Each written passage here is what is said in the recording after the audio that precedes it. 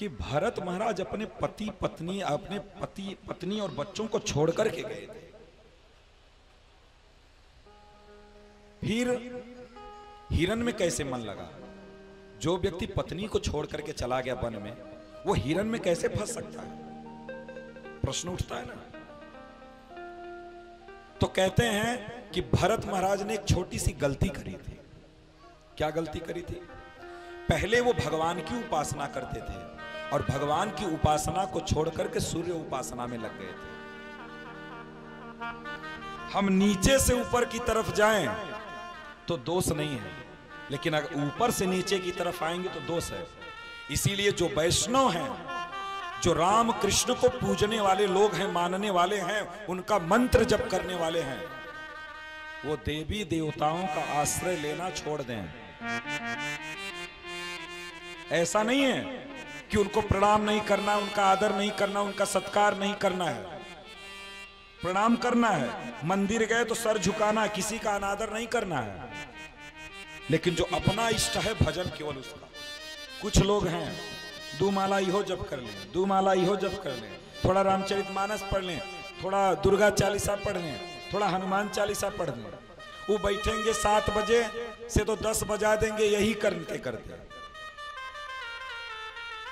एक में श्रद्धा नहीं है, एक में विश्वास नहीं है आपको। एक ही को अच्छे से पकड़ लो ना, एक ही को अच्छे से पकड़ लो, उसी से सब कुछ प्राप्त हो जाएगा। सब करने की जरूरत नहीं है। हाँ, और जहां जाएंगे, विंध्याचल जाएंगे तो विंध्यवासिनी मैया को उठा लाएंगे, मैहर जाएंगे तो मैहर वाली मैया को उठा लाएंगे, वृंदावन जाएंगे तो गोपालों को उठा लाएंगे। चलो, और पास में अयोध्या तो राम जी तो रहने ही रहने हैं। और मोहल्ले में शंकर जी का मंदिर न हो, ऐसा भी नहीं हो सकता है। तो घर में पूरा मंडी लगा करके बैठे हैं। जैसे सब्जी की दुकान पे जाओ तो टमाटर, भिंडी, कटहल, आलू, बैगन सब है ना, वैसे घर में इकट्ठा करके रखे। क्यों आप उसको बांट रहे हो? क्यों बांट रहे हो आप उसको? अगर कृष्ण को मानते हो तो ऐसा नहीं कि राम को नहीं मानते, राम को मानते हैं तो इसका मतलब थोड़ी कि हम लाके घर में रख लेंगे।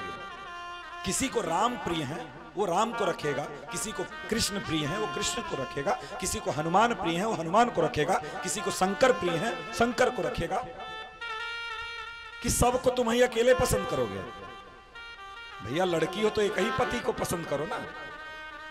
कि अब लड़की बन गए आप पुरुष बन गए, दुनिया की सारी स्त्रियों पे नजर डालोगे? या पत्नी हो तो सारे पति आपको अच्छे लगेंगे? एक ही अच्छा लगना चाहिए ना। सबको नहीं रखना है। मेरा कहने का तात्पर्य बस इतना है कि एक को पकड़ो और उसी को पूरा टाइम। वही बात हो जाएगी फिर कि न इधर के हुए न उधर के हुए। अब 25 जन को रख लिए, पता लगा तिलक ही करने में सबको आधा घंटा लग गया। लगे धुलने सबकी मूर्ति, 1 घंटा तो उसी में चला गया। सबको नहलाने में 1 घंटा चला गया।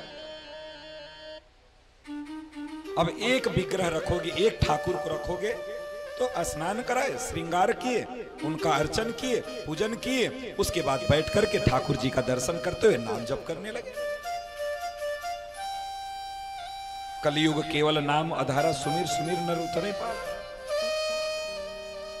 इसलिए सबको मत रखो, और न रखने से आप ऐसा मत सोचना कि वो गुस्सा जाएंगे।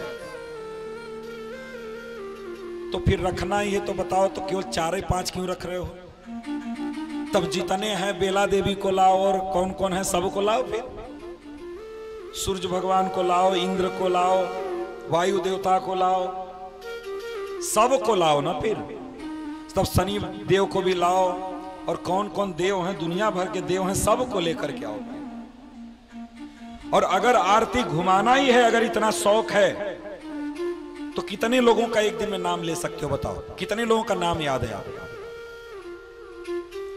और मान लो शंकर जी का नाम लिए, राम का नाम लिए, कृष्ण का नाम लिए, दुर्गा का नाम लिए, और हनुमान जी छूट गए, तब तो गुस्सा जाएंगे।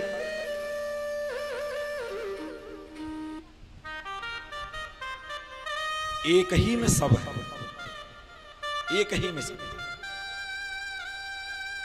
केवल एक को पूजा करो, एक को पकड़ो। मैं देखो किसी का नाम नहीं ले रहा हूं कि किसको पकड़ो।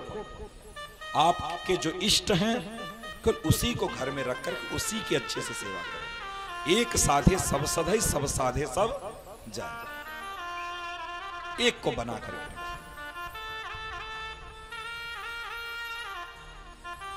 इसलिए सबकी पूजा करने में हानि बस इतना है कि आपका भजन नहीं हो पाएगा। बस जो वास्तविक भजन है वो नहीं हो पाएगा। उसके लिए टाइम ही कम बचेगा।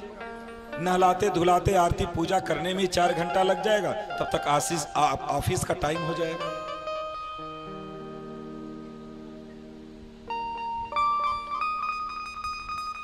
इसलिए भगवान गीता में कहते हैं कि आप चाहे किसी की भी पूजा करो, चाहे किसी भी देवी देवता की पूजा करो, वो पूजा हमारी ही होती है, लेकिन अविधि पूर्वकम।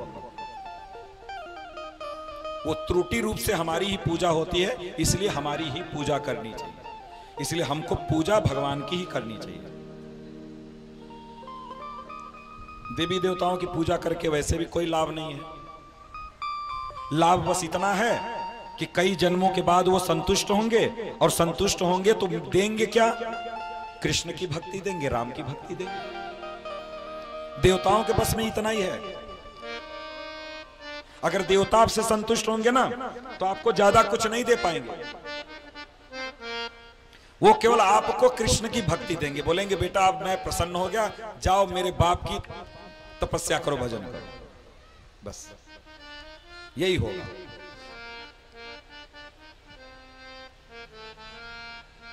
ब्रह्मा जी ब्रह्म संहिता में कहते हैं, ईश्वरः परमः कृष्णः, ईश्वरः परमः कृष्णः सच्चिदानंद।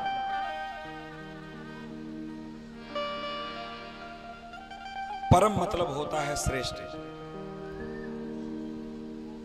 इस संसार का जो श्रेष्ठ है वो कृष्ण है।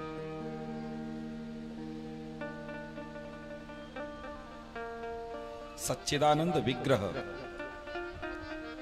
और अनादिर आदि गोविंद सर्व कारण कारण। अनादि और आदि सब कुछ वही है। अनादिरादिर गोविंद सर्व कारण कारण, सारे कारणों का कारण वही है, सब कुछ वही। और राम कृष्ण में कोई अंतर नहीं है। राम में आपकी निष्ठा है, राम को भजो। कृष्ण में निष्ठा है तो कृष्ण को भजो। लेकिन भजना वही जो आपके गुरु जी ने आपको दिया है। अगर आपने किसी वैष्णव गुरु से अगर दीक्षा लिया है तो वो राम का मंत्र देंगे, कृष्ण का मंत्र देंगे। अगर आप शैव संप्रदाय से दीक्षित हैं तो शंकर जी का मंत्र मिलेगा। किसी देवी के भक्त से अगर आप दीक्षित हैं तो देवी मंत्र मिला होगा। लेकिन अगर देवी मंत्र और शिव मंत्र से आप दीक्षित हैं तो आप भक्ति मार्ग में आगे बढ़ने के लिए राम और कृष्ण मंत्र से दीक्षित हो सकते हैं। राम कृष्ण मंत्र से दीक्षित होकर के हमें भजन करना चाहिए।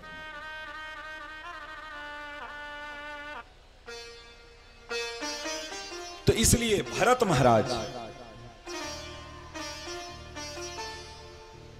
भगवान की भक्ति को छोड़ करके सूर्य उपासना में लग गए, और इसी अपराध के चलते उनका एक जीवन चला गया। छोटी सी गलती, उनका मोह हिरण में हो गया, और हिरण